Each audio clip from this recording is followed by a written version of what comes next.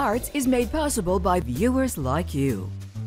Arts is presented by the Tobin Center for the Performing Arts, providing the best place anywhere to see and hear a live performance, transforming the performing arts in San Antonio's decade of downtown. The Tobin Center. On this edition of Arts, profound changes on South Flores in the Lone Star Art District. And we ask the question, can money be art? All this and much, much more on this edition of Arts.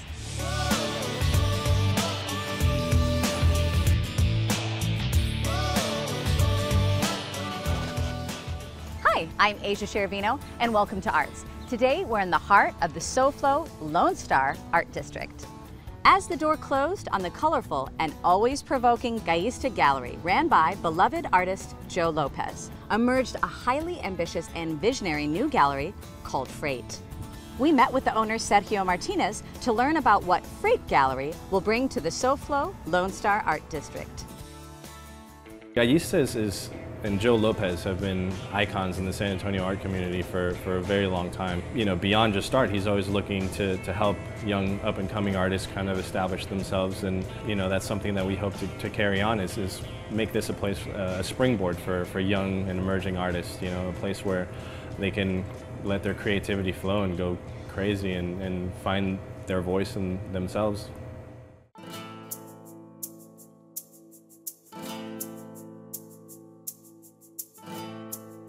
The first exhibit we're putting together is an exhibition of photography by Scott Ball entitled Lasting Impressions. Scott Ball is a very talented photographer from here in San Antonio who does most of his photography around town and in the surrounding areas.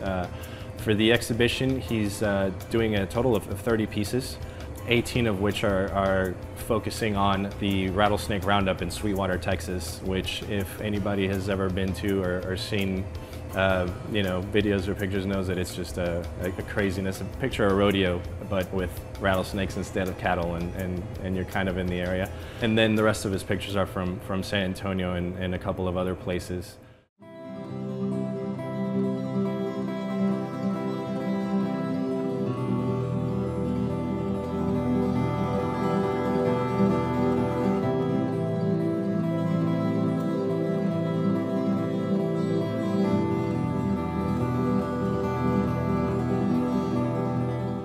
So the way that I photograph generally is I'm a candid street documentary photographer, so I take pictures of people usually when they don't know it, when they're walking on the street or just living their normal lives. One of my favorite photographs I've ever taken is of a man from during Ash Wednesday. I feel like it's an extremely important day for San Antonio's people, so I made it a task for myself to walk the streets and take pictures of people that had ash on their foreheads. And he just gave me this look. He was okay with it. But this picture is more than just a picture. It tells a story. It makes you want to know more about this person. What is he going through right now? He's wearing a wedding ring. He's smoking a cigarette. He has this ash on his forehead. It's very, very interesting. Dramatic. That's really what I want to go for all my photos is drama. I feel like I take pictures of people when they're going through difficult times in their lives, and in return that helps me go through some of my difficult times, helps me understand myself. When they come to Freight, people can expect a place where artists don't feel like they have to play it safe, where they don't feel encumbered by any sort of expectations or convention, where they can really let themselves be themselves. You know, we look to doing a little bit more of installation work. You know, we're building a performance area in the main gallery as well, so we hope to incorporate performance art, music, you know, maybe theater. What I hope to accomplish with Freight is to make this place not only a spot where people want to come on second Saturdays or art openings. We're working very hard to develop a concept for a spot where people want to come and enjoy the place every single day, not just on art openings. We want to make this a leading player in the San Antonio art community and in the South Flores Lone Star Arts District as a whole. We also like to be a place of support for young and up-and-coming artists, and to be involved with the community, either through outreach programs or something along those lines. So we hope to make this a mainstay in this part of San Antonio.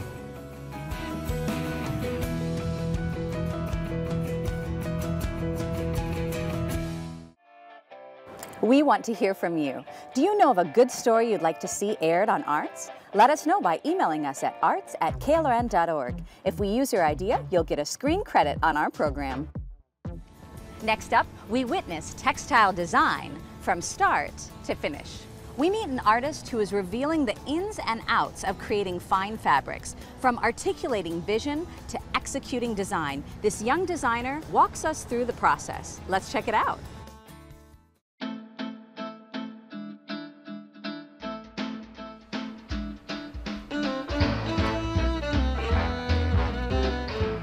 I originally wanted to become a textile artist to develop a holistic approach to designing.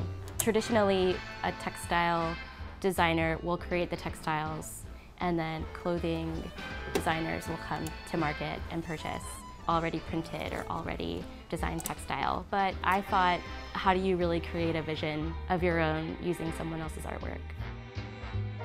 My name is Kate DePara, and I'm a textile designer. A textile artist is someone who essentially applies color and texture to surfaces. Textiles are materials that are derived from fibers and yarns. So we have woven textiles, knitted textiles, and what we call non-woven. What I love about textile design is that I can start from anywhere. I can start from a drawing, a painting, a photograph. Working digitally, you can exercise a lot of different creative outlets. My textile designs are inspired by everyday occurrences and objects, whether it's a color or a texture or a pattern or just an ordinary object. I started designing patterns and garments after having been in grad school for a few years and studying fibers and material development. So strictly textiles and textile design. So it was a really natural progression for me.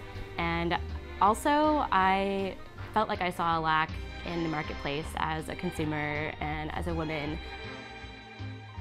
My step-by-step process always starts from a place that I can't necessarily predict. It always starts with creativity, so I go on walks. I try to put myself in situations that I'm not normally in. I try to travel, to have quiet time and think and write. So this is where I get my ideas. I just try to find myself in a place where I can get inspired. From there, I settle on a couple of themes. So themes that aren't necessarily particularly related to one another, whether it's a color or texture, an object. And then from there, I refine the concept. Over and over and over again, I edit. Editing is such a huge part of the process. From there, I actually marry the color and the texture with the textile and try to decide what will be a good fit and create the textiles with the season in mind, whether it's fall or spring. And then once I have the textiles in, I kind of reassess everything and feel them, touch them, see what the drape is like and what I think it'll look like on a final piece. And from there, I design the patterns.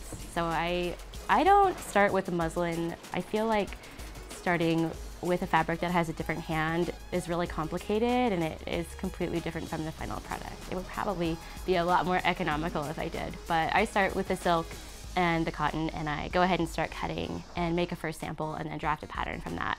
And then edit the pattern several times and work with my pattern maker and seamstress on making a good fitting garment.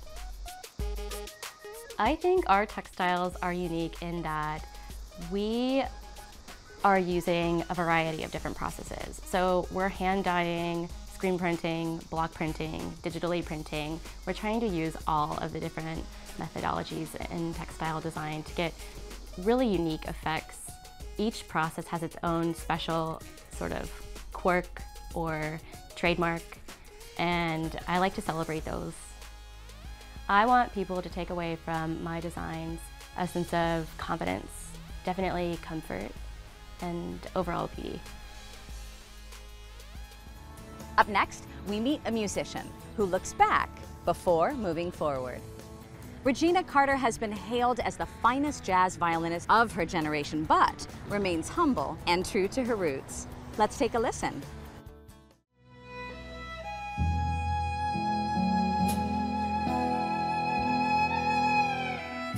Before any stage I go on to, I know that I'm very blessed to be doing what it is that I do. Music and education were always really important in my household. My mom felt it was important for all of us, my brothers and I, to play music and go to the art museum and just be exposed to as much art as we could. And so when I was 2, my brothers were 6 and 8 years older than I am. They were taking piano lessons already at the house, and one day I walked up to the piano and started playing one of the pieces my brother had been practicing. And they were all shocked, and the teacher said, "Who taught her this piece?" And they said, "No one. We didn't even know she could play." And then this piano teacher tested me and found out I had a gift for being able to hear and to repeat music. I started piano lessons with a woman, Anna Love, in Detroit, and she had a book for me to read the music, and I would always come in not with those pieces learned, but with the pieces I had composed. So she didn't want to stifle that creativity, so she told my mother to let me continue to create at home until I was older.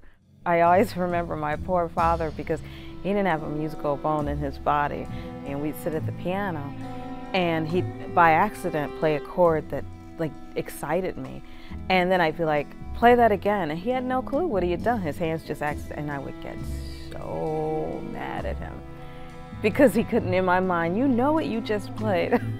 And then when I was 4, the Suzuki method was offered for strings for the first time in Detroit. And that's a method where they teach young children to play the same way we learn to speak at home, by imitation. And I just fell in love with the violin. It's just something I love to do. Growing up in the 60s, music was just a part of everyone's life at home. It wasn't about trying to be a professional musician. It was just you sang, you played. It was a way for our families and communities to come together. I've always been curious about my ancestors from childhood.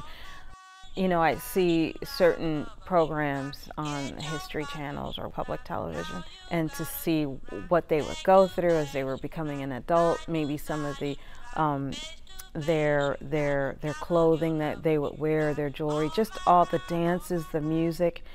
And I felt like there was such a huge community, and I wanted that as an African American, or I wanted to know what was that. So after receiving the MacArthur Award, then that gave me the time and the money and the space to take some time off and to really start to delve in and do some research into my background. I'm like a kid in a candy shop. I love all kinds of music from all over the planet. And I think a lot of that has to do with growing up in Detroit, and because there were so many cultures. One thing I always notice is that strings, violins, or something that violin is related to seem to always be present in all of these different musics from around the world. And just to hear how they were played in a very different way than the Western violin, but my ear always picked up on that and I always thought it was beautiful. So since my very first record on Atlantic, every record has kind of been different and all over the map. And people are used to that now, thank goodness. They know that I'm not just running after something, but I love all the different flavors. So I just wanted to share these beautiful sounds that I've found at the same time, trying to find out more about myself and my ancestry. And what I think the most interesting thing when we play concerts, sometimes afterwards people will say to me, "Oh, you know, I found out my grandfather also was a coal miner in this area," and then they'll ask me, "Did you know about this information, or did you read this article?" Or I'll give them a name of a book to read, or they'll give me, so we're sharing information, and it gets people really interested in going back and checking out their ancestry and their family. And then for others, it brings up memories that maybe they had forgotten. I think that's really important for us to know from where we come, because I really don't believe you can go forward unless you know that. Some people disagree with me. But I think also when people start to dig into their backgrounds, they see how much all of us really have had similar experiences and how much we are connected, whether we want to be or not. I'm flattered by that when people say that, but that's not why I do what I do. My personal success is something people don't even know about because it's being able to practice at home and get something that I've been working on for so long and I finally got it. Or going into a classroom full of young children and exposing them maybe to, you know, jazz violin for the first time, seeing their faces beam and light up, that's my success. You know, I try not to say, oh, I'm playing in this big theater or I'm playing in this club. It doesn't matter because people are coming out to share the music, share the experience. So I'm always thankful for that. But it is nice and prestigious to know, wow, I'm playing in this hall, the Mondavi Center, or I'm playing Carnegie Hall, or I'm playing a hall in India, wherever. Even if it's just for myself, I feel like I want to continue that journey and continue to explore the music that comes out of that as well. Whether I put it out or it's just for myself, that's another question. It just puts everything in perspective. And that's why then, no matter how crazy of a day I've had, when it's time to step on stage, maybe I've had 3 hours of sleep, maybe it's been like 27 flights in 21 days, or maybe, you know, who knows, I didn't eat, but I'm blessed to be able to play music and, you know, as my granddad would say, beats a stick in the eye, so.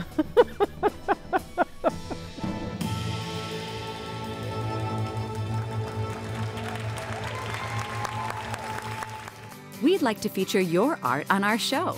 Just email us a picture, video, sound recording, whatever artwork you have created to arts@klrn.org and put the words My Art in the subject line. Each week we'll select a project and share it with our viewers. And finally, can money really be art? We visit an exhibition questioning our basic understanding of money. Does printed currency possess intrinsic value, or does it rely on consumer trust? And removed from the market, can money be art? We find out.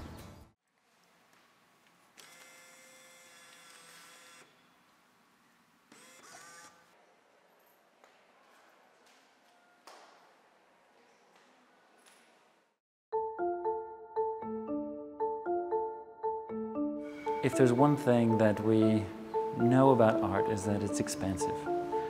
And I think a lot of people come to the museum with the idea that what they see is valuable in a sense of monetary value. And I wanted to make an exhibition that sort of got in the way of that by exhibiting works that are about money and value itself. Trust is really at the bottom of money. And art too. I think we need trust in order to really fully engage a work of art.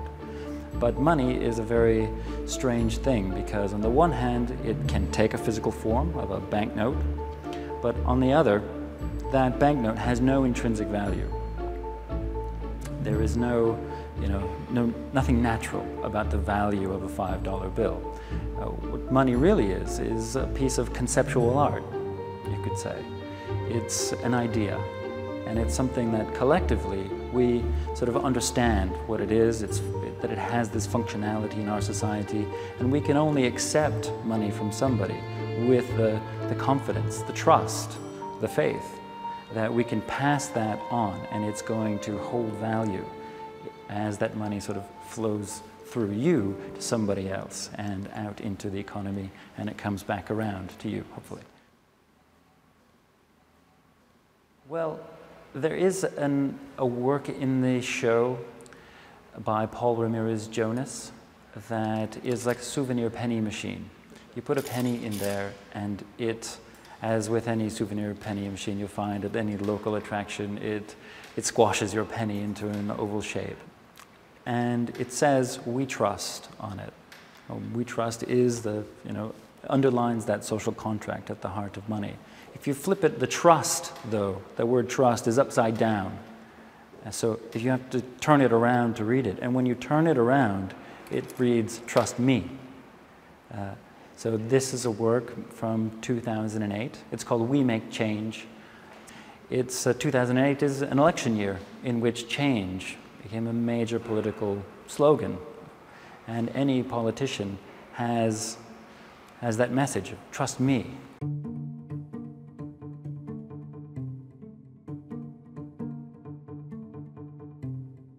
There's another work by Mark Wagner, who is based in Brooklyn. And this is an extraordinary collage of a number of panels that contain, it's an image of the Statue of Liberty with a lot of fanciful additions to it, let's say. And a lot of cultural references to King Kong, to Goya, to Bruegel, other painters of the past, but also some contemporary popular culture. And this collage is made from 81,895 pieces that are cut from 1,121 $1 bills. So on the artist's website, you can go and contribute to the Crispy Bill Fund. And with these bills, he dissects them in an extraordinarily meticulous way and composes them into this really wonderful image. The response to this show, I'm happy to say, has been wonderful. It's really gratifying when you talk to visitors or just listen in on what visitors are saying, and you really get the feeling that they've got it, that they are starting to question what money is in itself, and also look at the value of artworks. There's a number of works in the show that are about the value of themselves.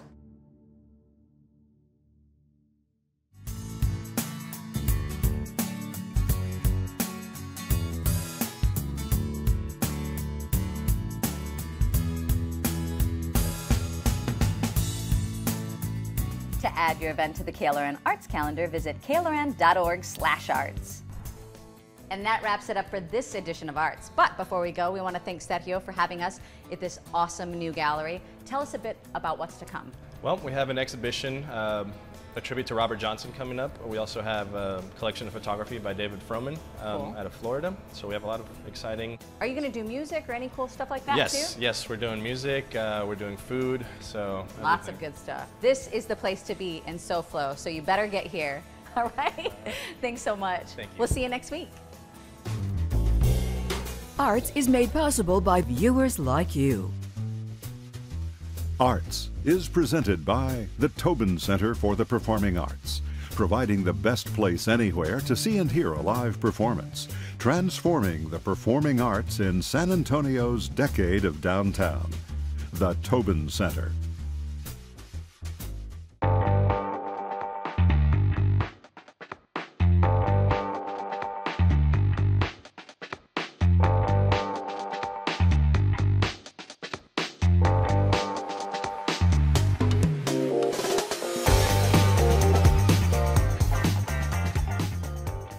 We are thrilled to be able to follow up the Paul McCartney benefit concert from last season to our second year's opening benefit concert is Lionel Richie, Grammy Award winning, Academy Award winning musical icon, will be here on October 22nd, 2015, and all proceeds will benefit the Tobin Center for Performing Arts. We're also excited to announce the BMW Signature Series, which is our theatrical series, includes 5 shows.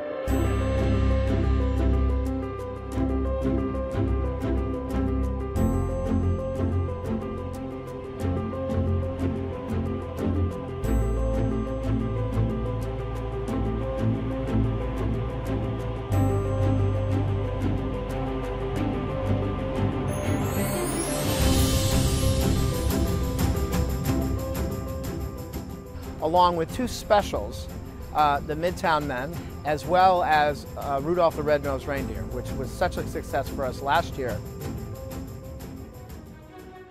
One new series that we've announced is our dance series, which will include 6 very unique dance genres at the Tobin Center, including one performance by Ballet San Antonio.